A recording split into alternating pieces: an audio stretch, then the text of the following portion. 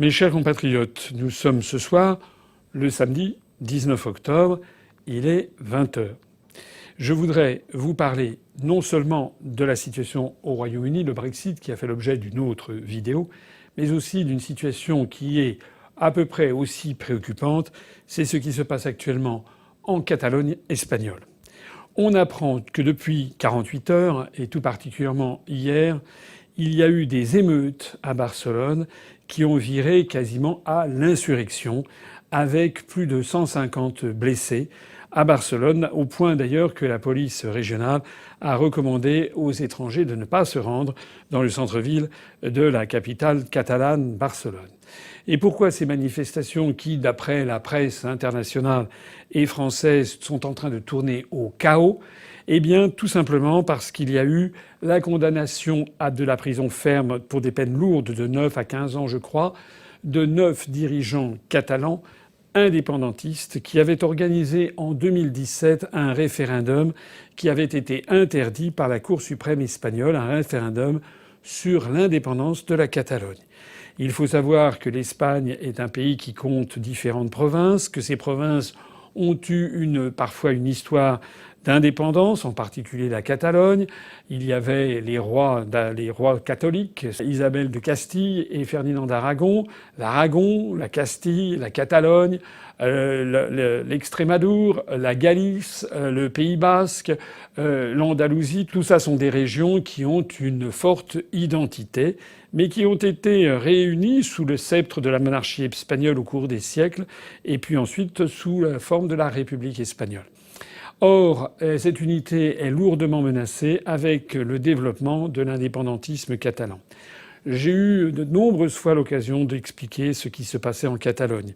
La Catalogne, qui est une province plus riche que le reste de l'Espagne en moyenne, la Catalogne qui a une volonté, du moins chez un certain nombre de ses dirigeants et dans une partie tout à fait significative de la population, peut-être majoritaire, on ne sait pas, de la population catalane, cette partie de la population qui voudrait devenir indépendant, mais toujours comme en Écosse, au Royaume-Uni, comme c'est le cas de la Flandre aux Pays-Bas, et comme c'est le cas d'ailleurs de M.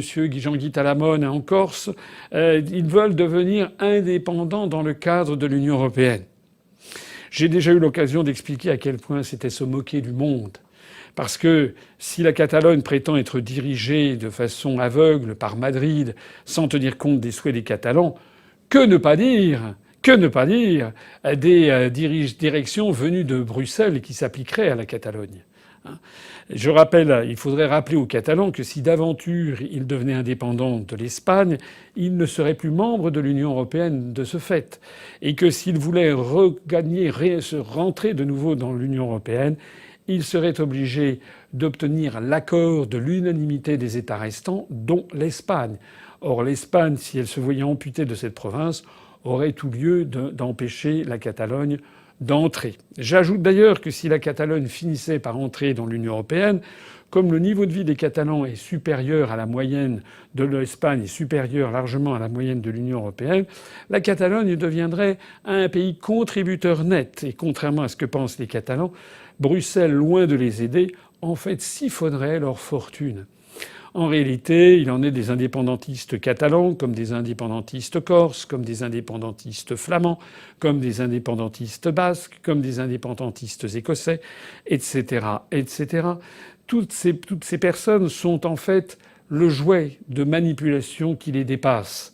J'ai déjà eu l'occasion d'expliquer que se cachait derrière tout cela la politique dite des euro-régions, une politique délibérée voulue par Bruxelles qui tente à essayer de détruire les États-nations hérités des siècles, voire des millénaires. La France, si on remonte au baptême de Clovis, remonte à 1500 ans. Et si l'on remonte à la simple accession du Capet au trône de France à Noyon, ça remonte à plus de 1000 ans. Il s'agit, par cette politique des euro-régions, de diviser pour régner, d'avoir des entités sub-étatiques qui n'aient même plus la force de s'opposer au rouleau compresseur de la mondialisation, piloté par cette oligarchie euro-atlantiste qui a mis une main de fer sur l'ensemble du continent européen. C'est de ça qu'il s'agit. C'est là l'enjeu fondamental. La duplicité de Bruxelles est totale.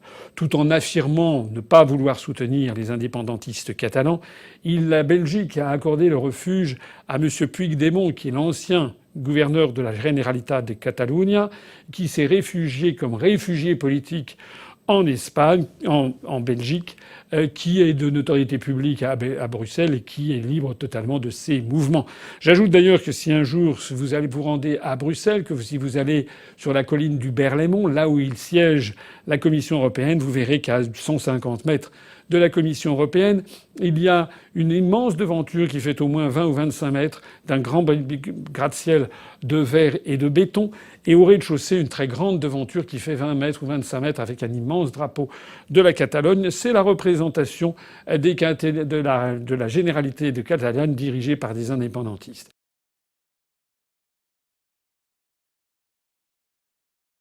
Or, tout ceci se passe au vu et au su de toutes les élites européistes. N'écoutez pas tous ceux qui vous disent « tout va très bien, madame la marquise ». N'écoutez pas tous ceux qui n'ont pour réponse qu'un ricanement et un haussement d'épaules sans vouloir regarder en face la situation. N'écoutez pas tous ceux qui vous disent que c'est moderne de décentraliser.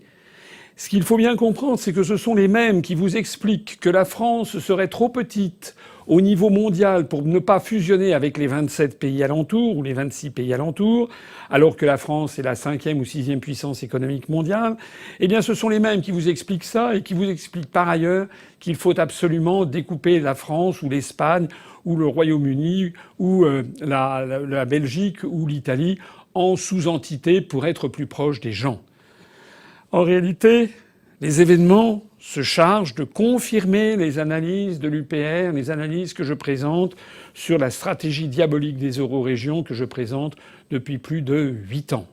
En réalité, les événements se chargent de montrer que ce qui se passe au Royaume-Uni avec l'évidence d'un totalitarisme qui refuse le suffrage universel, avec le refus d'appliquer le référendum sur le Brexit, et ce qui se passe en Espagne avec le démantèlement insidieux de l'unité espagnole, tout ceci montre que, pour les européistes, les deux objets à abattre, ce sont les États-nations hérités des siècles d'une part, et c'est la démocratie et la solidarité nationale d'autre part. Voilà le grand enjeu du XXIe siècle. En réalité, il n'y a pas d'un sujet plus important que celui que je viens de dire.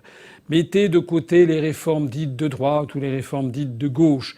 Mettez sous le boisseau toutes les questions sociétales dont on nous rebat les oreilles comme si c'était les choses les plus importantes qui soient. Ça n'est pas sans importance. Mais le cœur du problème actuel des Français, c'est qu'ils récupèrent leur démocratie, qu'ils récupèrent leur solidarité nationale et qu'ils récupèrent l'identité de leur propre pays. Ceci implique, on le voit de Londres à Barcelone, ceci implique de façon absolument flagrante, cela crève désormais les yeux de toute personne raisonnable et réfléchie, cela implique de sortir de l'Union européenne. Le plus tôt sera le mieux.